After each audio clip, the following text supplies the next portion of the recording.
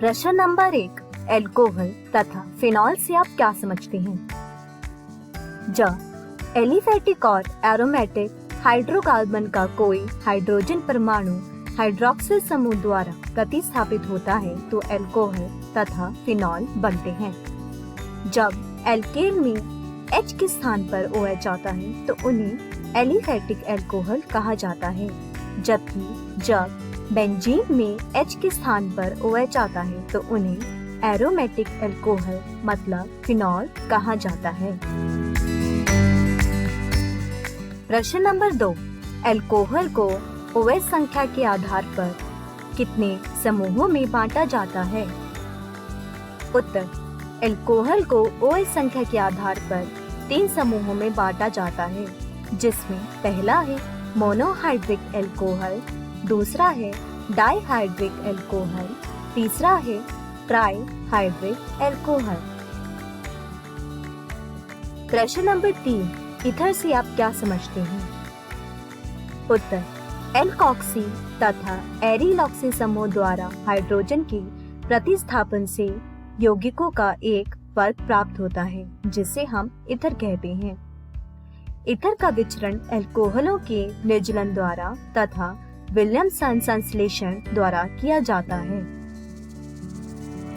प्रश्न नंबर 4, निम्नलिखित को परिभाषित करें। बेंजोइक एल्कोहल, जब OH समूह बेंजीन वाले से जुड़े sp3 संकृत कार्बन से जुड़ा होता है तो उन्हें बेंजोइक एल्कोहल कहा जाता है। एलिलिक एल्कोहल, जब OH समूह कार्बन कार्बन द्विबंध के निकटवर्ती उस कार्बन से जुड़ा होता है जिसका संकरण sp3 हो तो उन्हें एलिलिक एल्कोहल कहा जाता है। बाइलिक एल्कोहल, जब OH समूह कार्बन कार्बन द्विकार्बन जैसे बाइनलिक कार्बन या एराइल कार्बन से जुड़ा हुआ होता है तो उसे बाइनलिक एल्कोहल कहा जाता है। प्रश्न नंबर 5, फिनॉल की विचरण विधियों से आप क्या समझते हैं? फिनॉल की विचरण विधियां 4 प्रकार की होती हैं, जिसमें पहला है हेलोएरीन, दूसरा है बेंजीन सल्फोनिक अम्ल, तीसरा है डाइजोनियम लवण तथा चौथा है क्यूमीन। प्रश्न नंबर 6, निम्नलिखित को परिभाषित करें। उत्तर, सममित ईथर। ईथरों में यदि ऑक्सीजन परमाणु से जुड़े दोनों एल्काइल अथवा एराइल समूह एक समान हो तो उन्हें सरल ईथर कहते हैं। असममित ईथर। ईथरों में यदि ऑक्सीजन परमाणु से जुड़े दोनों एल्काइल अथवा एराइल समूह अलग अलग हो तो उन्हें मिश्रित या असममित ईथर कहते हैं। प्रश्न नंबर 7, एल्कोहल और फिनॉल के भौतिक गुण क्या हैं? व्याख्या करें।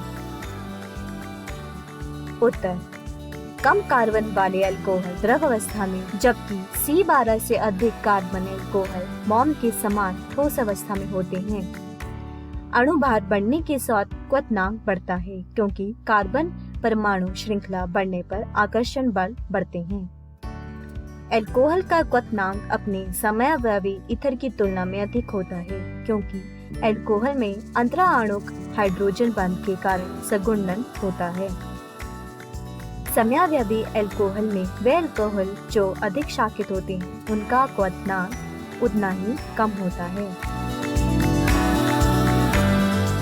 प्रश्न नंबर 8, औद्योगिक महत्व के कुछ एल्कोहलों की व्याख्या करें।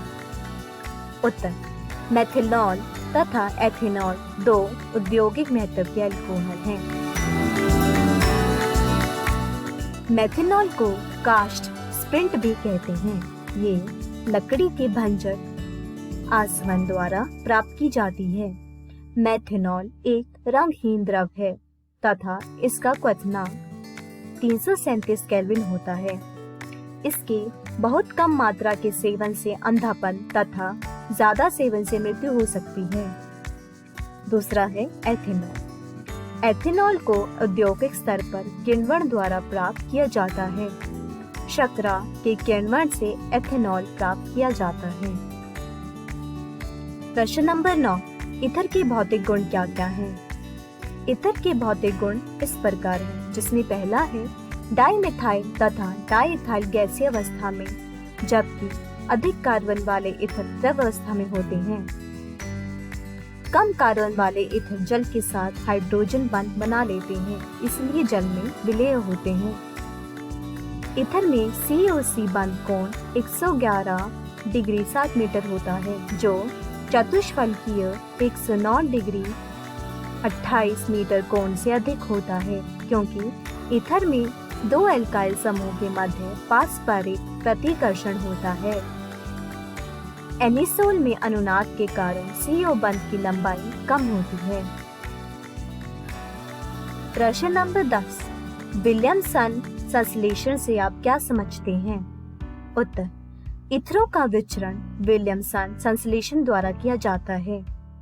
जब सोडियम एल्कोहल की क्रिया एल्काइल हैलाइड से की जाती है तो ईथर बनते हैं। मतलब RONA जमा XR देता है NaX जमा ROR, जिसमें ROR ईथर है।